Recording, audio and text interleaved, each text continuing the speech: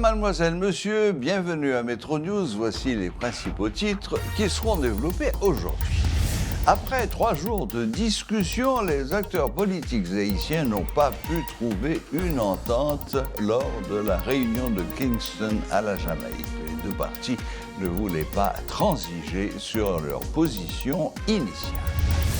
Le Premier ministre Ariel Henry est de retour au pays ce mercredi après sa participation à la réunion de Kingston. Le chef du gouvernement a rencontré la presse pour faire le point sur les discussions. Selon lui, le dialogue n'a pas encore abouti. Les pourparlers doivent se poursuivre en Haïti. Le diplomate Pierre-Antoine Louis appelle les politiques haïtiens à faire preuve de pragmatisme pour trouver une entente d'ici la première semaine du mois de juillet. Selon lui, l'intérêt supérieur de la nation doit être la priorité.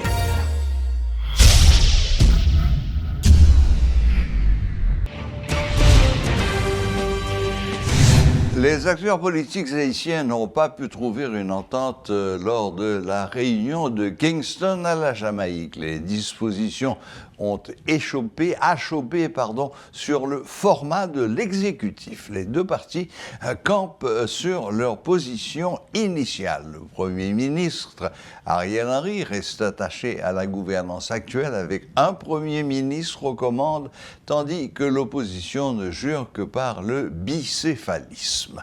De l'avis de M. Henry, c'est le Conseil des ministres qui joue le rôle de président provisoire. Tel n'est pas l'avis des partis politiques de l'opposition qui envisagent de transformer le HCT en une sorte de présidence collégiale. C'est la pomme de discorde entre les acteurs. Le Premier ministre ne serait plus seul aux commandes et les décrets devraient être signés par la présidence et la primature.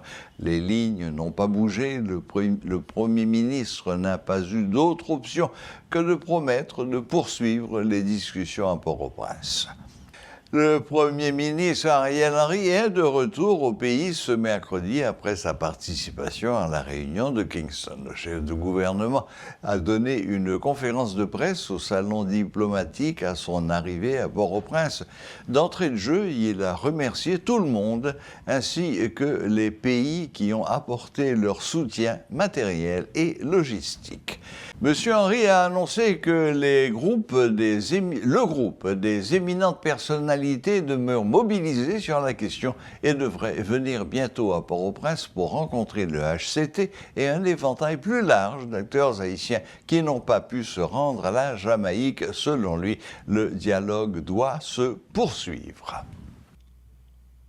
Ces consultations nous ont permis de constater que sur plusieurs sujets d'importance, nos points de convergence sont plus nombreux que nos divergences.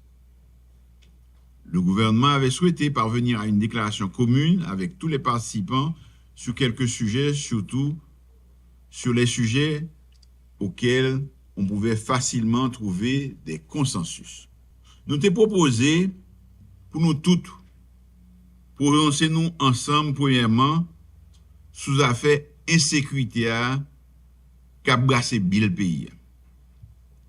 Sous nécessité pour une tête ensemble pour nous faire face à phénomène. Pour nous porter coller derrière forces de sécurité nous. Comme ça, nous avons ramener la paix et la sécurité dans tout le pays.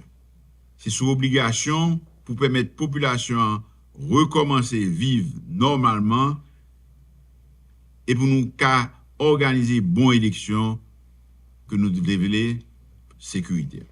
Deuxièmement, nous tous disons nous sommes démocrates. Nous mettons d'accord pour nous dire une mission principale d'un gouvernement de transition, c'est créer conditions pour organiser bon genre élection et bailler peuple haïtien occasion pour le choisir librement et libre, femmes et garçons yo vle mettre dans tête pays, dans le parlement, dans la collectivité locale yo, tout le monde t'a fait pour d'accord avec ça. Troisièmement, puis fort, pour ne pas dire presque toute organisation politique et société civile là, penser, faut qu'il y ait un passé main qui fait dans la Constitution. Il n'est pas trop difficile pour nous prendre engagement, pour nous travailler ensemble sur ça, avant d'organiser l'élection générale. Quatrièmement, le gouvernement à tout HCTA était flexible pour étudier quelques modifications dans la structure gouvernement, dans la structure gouvernance pays, et puis d'accord pour faire changement dans le gouvernement pour le cas plus inclusif.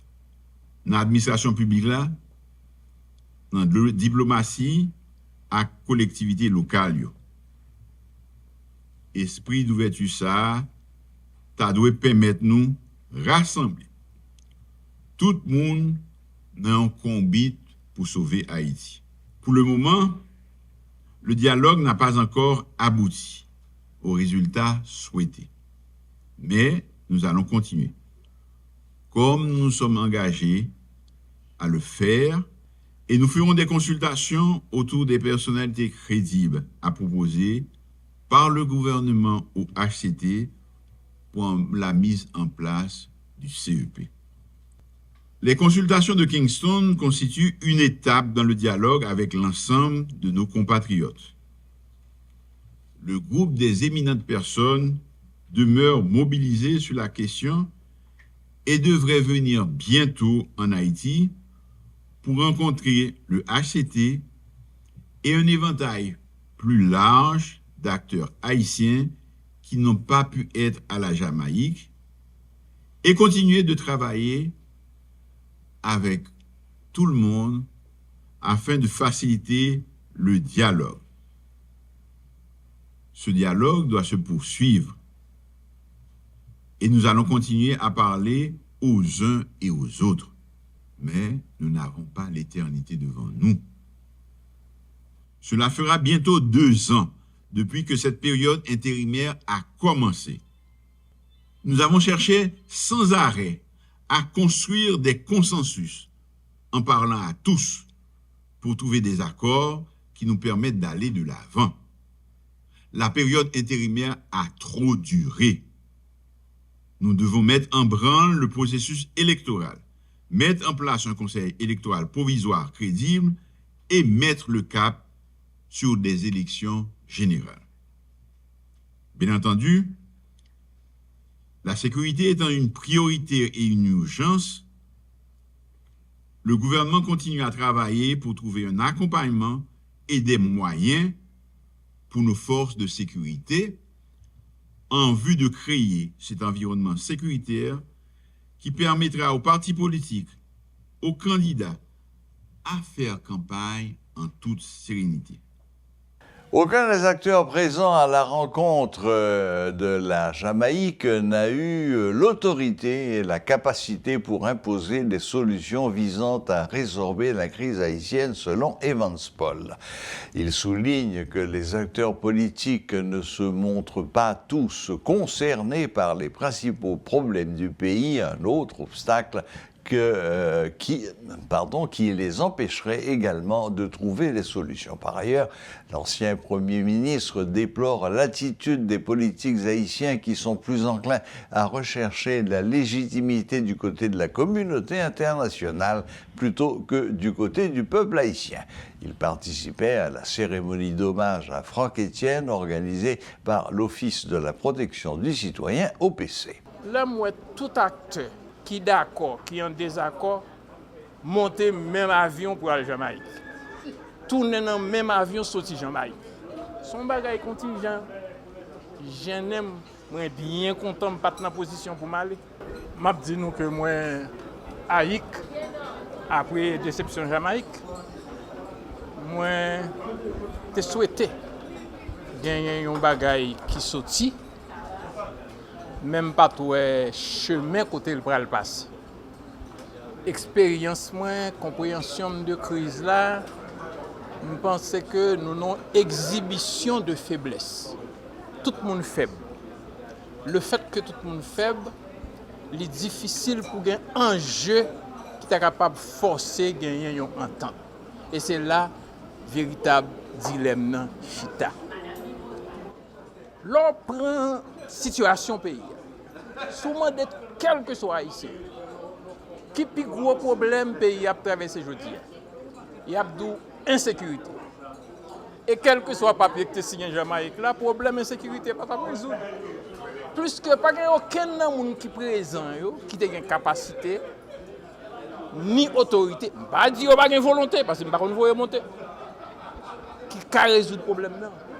Puisque nous avons parlé d'un problème d'insécurité, pas de monde qui a une prise sur le problème. Qui a dit si on papier, le problème de sécurité résolu. Ça veut dire que tu as une pile chance pour nous passer à côté. En plus, on a parlé de politique. Politique au service de l'économie. Deuxième gros problème pays, c'est grand goût, c'est précarité, c'est pauvreté. Ou pas senti son question qui n'a préoccupation majorité acteurs politiques. Et puis, fondamentalement, bon bagaille moi-même qui j'aime. Depuis quelque temps, nous plus à chercher légitimité bon côté étranger que bon côté peuple. C'est ça qui explique le phénomène accord. C'est ça qui fait tout. Pas de mobilisation. Pas de mobilisation pour accord, pas de mobilisation pour gouvernement, pas de mobilisation contre gouvernement, pas de mobilisation pour opposition, pas de mobilisation contre opposition. Le peuple a mis de manière indifférente la cible, l'a observé. Alors face à un tableau comme ça, il faut que tout le monde comprenne nous avons un dilemme. Premier, ça pour nous faire, c'est chercher à connecter nous à peuple là parce que politique pays a déconnecté avec le peuple là. On fait réunion porte fermée, chercher solution. Suspendre le peuple là, faut espoir, dire nous allons discuter, nous allons chercher entente. C'est une question d'accord, qui chercher légitimité bon côté étranger et c'est ça qui mené nous Jamaïque qui fait nous tourner à Haïk. L'expert en question de relations internationales, Pierre-Antoine Louis, appelle les politiques haïtiens à faire preuve de pragmatisme pour trouver une entente d'ici la première semaine du mois de juillet. Il a insisté d'autre part sur la nécessité de développer un sens des responsabilités et d'agir avec fermeté pour mettre fin à l'insécurité. L'espoir, je dis pour nous, c'est que moi-même, moi crois que le 7 juillet Palvin là, 2 ans après le président fin assassiné, c'est un marqueur pour nous décider en tant que nation qui côté nous pour aller. C'est-à-dire, sur un pays ça, ou une capacité pour nous chita là, pour nous parler avec nous, pour nous échanger, ou bien ou gérer une entreprise, ou bien son leader politique, ou bien ou son universitaire, je dis au lieu de lamenter ça qui Jamaïcain là, nous gain pour nous alchita pour nous réfléchir qui gens nous pral bail jeunes en particulier espoir dans ce pays. Donc moi souhaiter que nous-mêmes qui c'est élite pays nous pral garder pour nous dire nous pas remettre en Jamaïque américain PDC mettez nous ensemble nous pas jamais faire yo dit y a garder nous dégager nous face à solutionner problème. Nous souhaiter n'a prend opportunité pour nous reconnaître que faut nous mettre de côté orgueil que haïtien gain pour le penser que faut que c'est lui-même qui seul mettre chanter. Pour nous entendre nous et puis pour nous reprendre en main le destin de ce pays. Espoir, c'est permettre à la police nationale qui gagne 28 ans, qui gagne des gens là-dedans, qui gagne 28 ans d'expérience, 25 ans d'expérience, 18 ans d'expérience, 20 ans d'expérience, qui ont fait bien formés, qui pas de possibilité pour gérer la police là, gérer parce que moun k'ap diriger la police là, ça a besoin pour l'avancer. La première nécessité de ce pays aujourd'hui pour nous cultiver espoir, c'est bailler les forces de sécurité. Et j'insiste, n'en déplaise l'ambassade des États-Unis, l'ambassade du Canada, l'ambassade de France. Haïti est un pays souverain. Il est temps que nous reprenions en main le destin de ce pays. Et qu'aujourd'hui, pour faire renaître l'espoir dans ce pays, il est nécessaire de doter la police nationale de ce dont elle a besoin pour rétablir la sécurité dans le pays. Il est temps de donner aux forces armées d'Haïti ce dont elle a besoin pour accompagner la police dans le dessein, la tâche, l'objectif, la mission de rétablir la sécurité dans ce pays. Et qu'il existe des Haïtiens comme moi qui possèdent une expérience militaire, comme Ashley Larac, comme Mario Andrissol, comme Réginald Delva, comme Himmler Rébu et tant d'autres. Il existe des gens, des Haïtiens, comme Jean-Robert Argan, que nous devons nous mettre ensemble, non pas dans un exercice vain de prendre le pouvoir, mais de contribuer à une réflexion dans le sens de cultiver l'espoir dans ce pays. L'unité centrale d'exécution du ministère des Travaux publics a procédé ce mercredi au lancement du projet d'accélération du numérique pour Haïti. Ce projet vise à accroître l'accès aux services à haut débit en Haïti et à établir les bases de la résilience numérique selon le ministre Rosemont Pradel. De son côté, le directeur général du Conatel, José Jean-Baptiste, a indiqué que l'amélioration de la connectivité numérique à large bande peut créer des opportunités en modernisant l'administration publique. Suivez ce reportage de Rudolph Pierre-Louis. Le projet d'accélération numérique pour Haïti vise à accroître l'accès aux services à haut débit dans le pays et à établir les bases de la résilience numérique. Il est mis en œuvre par l'unité centrale d'exécution. Les différentes actions de communication envisagées prennent en compte diverses catégories de publics qui sont à la fois des acteurs clés et des parties prenantes. Nous proposons ici une première catégorisation de ces différents publics ou acteurs. Le ministre Rosemont Pradel fait le point. Cadre d'Haïti avec un réseau d'interconnexion qui est très significatif. C'est quoi? L'idée, c'est d'avoir une connexion à haut débit sur tout le territoire national. C'est-à-dire avoir bien une sorte de autoroute de l'information qui parcourt alors tout le territoire national. Donc là, il y a une bonne passante que des entreprises telles que Natcom et Conatel, pas Conatel, mais Natcom, Digicel et autres, et même on peut dire Starlink ou autres, qui peuvent offrir service sous bonne passante. Donc, à partir de ce moment, vous êtes capable d'utiliser voie ça pour connecter tous les secteurs et de la vie nationale. Qu'est-ce que ça veut dire? C'est-à-dire que vous avez une connexion dans le cadre de l'éducation, par exemple, le système éducatif, l'éducation nationale, côté que toutes les écoles sont connectées ensemble. Et les universités, il y a des échanges, c'est-à-dire côté que connectivité faite sur le territoire national. Deuxième maladie qui a fait tout, le secteur public, qui s'appelle toute l'administration publique, là, il doit connecter. On a discuté avec le représentant de la Banque mondiale, là, côté que m'a dit, il faut que nous réfléchissions et garder la possibilité pour nous, à travers ce système-là, réduire en quelque sorte la paperasserie dans l'administration.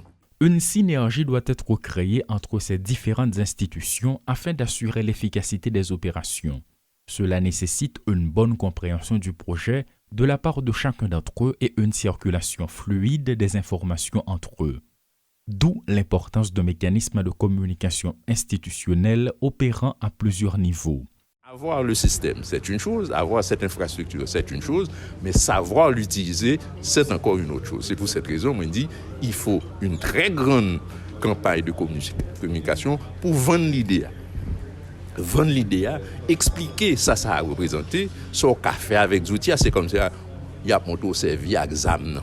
C'est-à-dire, c'est une arme, mais il faut qu'on ait pour servir avec. L'aime dit communication, il y a une communication seulement arrêtée dans la radio, mais qui ça ou bien sur les réseaux sociaux. Mais il y a bien des séminaires là dans tout. Il y a bien des séminaires de formation un peu partout à travers tout le pays qui fait que les écoliers, les universitaires, les commerçants, etc., tout le monde peut participer dans des séminaires pour apprendre à servir avec un âme pareil, c'est-à-dire un âme pareil, un outils pareils. La Direction générale du Conatel fournit un soutien technique au projet concernant l'élaboration des termes de référence des services et des spécifications techniques pour les marchés de travaux et de fournitures. Le Conatel sera également bénéficiaire du projet, ce qui permettra d'améliorer et de renforcer les compétences de ses acteurs. Le directeur général, José Jean-Baptiste. Donc il faut une appropriation par les différents secteurs de la vie nationale, de la vie économique, des possibilités offertes par le haut débit. Il faut une synergie entre les opérateurs, les associations, les professionnels, les syndicats, pour que Haïti rentre dans l'économie numérique. La Banque mondiale est l'une des principales sources de financement et de connaissances en Haïti. La représentante de la Banque mondiale, Marola Adaniel. Les principaux résultats visés sont de donner à la population l'opportunité de tirer pleinement parti des services à haut débit. Un service au débit abordable et de qualité réduit les inégalités. De plus, ce projet vise à moderniser l'administration publique haïtienne afin d'améliorer l'efficacité de ses services. En particulier, il permettra de renforcer les institutions publiques stratégiques comme le CONATEL, le BRH, le CNIGS, le MEF, l'IHSI et le MCI. Vise à renforcer les compétences numériques de la population et du secteur public. L'unité centrale d'exécution, une entité du ministère des Travaux publics, Transports et Communications, a procédé au lancement du projet d'accélération du numérique pour Haïti. Un projet qui s'étend sur une période de 6 ans. Selon des responsables, 3 ans se sont déjà écoulés et les 3 années restantes seront décisives, d'après le ministre de l'institution, Rosemont Pradel, qui entend faire de son mieux pour que ce projet soit matérialisé. Ce projet est financé par la Banque mondiale à hauteur de 60 millions de dollars et prendra fin en 2026. Notons cependant qu'une négociation a eu lieu en août 2020, une approbation en septembre 2020 et une mise en vigueur en janvier 2021. Paul Léel et Rudolph Pierre-Louis pour Télémétropole. L'Office de la protection du citoyen, OPC, a rendu hommage ce mercredi à l'écrivain Franck Etienne. Plusieurs personnalités du monde littéraire et politique ont assisté à cette cérémonie qui s'est déroulée au local de l'OPC. L'occasion pour l'ancien Premier ministre Jean-Henri Séan d'annoncer qu'il compte contribuer à hauteur de 500 000 gourdes dans le cadre de la création d'un prix qui portera le nom de Franck Etienne. De son côté, l'ancien ministre de la Justice, Henri Marge d'Orléans, a lancé l'idée de créer une fondation au nom de l'écrivain philosophe qui aurait pour mission de porter assistance aux professeurs en difficulté. Quant au PDG de C3 Éditions, il a pour sa part demandé au maire de Delma, Wilson Jeudi, d'identifier une rue à Delma 31 au nom de Franck Etienne dans la zone de sa résidence. C'est à la salle Victor Benoît de l'Office de la protection du citoyen que la cérémonie d'hommage à l'écrivain philosophe Franck Etienne s'est tenue ce mercredi. Hommes politiques et personnalités de la société civile ont répondu à l'appel. Dans son intervention de circonstance, le protecteur du citoyen Renan Edouville a présenté l'auteur de Pelle en tête comme un homme. Quand on fait référence à la poésie, à la culture, à la peinture, au théâtre, de façon très générale à la culture, en un mot, il y a un nom qui est incontournable. Il y a un nom de référence. Il y a un nom qu'il faut écrire à l'encre d'or. C'est l'écrivain philosophe Franck Etienne. Aujourd'hui encore, le professeur Franck Etienne reste et demeure une icône dans plusieurs domaines, notamment dans la sphère culturelle, a pour sa part fait remarquer la ministre de la Culture et de la Communication. Dans un message préenregistré, Émilie Prophète Milsé a salué le courage et le parcours de ce grand homme qui a plusieurs cordes à son arc. Des propos élogieux les uns plus touchants que les autres, à l'endroit de celui qui, à travers ses œuvres, a marqué de nombreuses générations. L'artiste n'a pas pu être présent à cette cérémonie, mais il a tenu lui aussi à envoyer un message préenregistré. Un message dans lequel il considère cet hommage comme un privilège. Une plaque d'honneur lui a été décernée par l'OPC pour son combat en faveur de la démocratie et sa contribution à la culture haïtienne à travers ses multiples œuvres d'art de notoriété internationale. De son vrai nom, Jean-Pierre Basilique Dantor Franck-Étienne d'Argent, il est né le 12 avril 1936 à Ravin-Sèche, dans le département de l'Artibonite. Pour conclure, un rappel des principaux titres. Après 3 jours de discussion, les acteurs politiques haïtiens n'ont pas pu trouver une entente lors de la réunion de Kingston à la Jamaïque. Les deux parties ne voulaient pas transiger sur leur position initiale.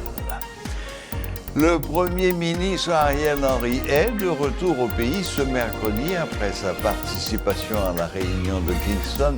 Le chef de gouvernement a rencontré la presse pour faire le point sur les discussions. Selon lui, le dialogue n'a pas encore abouti et les pourparlers doivent se poursuivre en Haïti.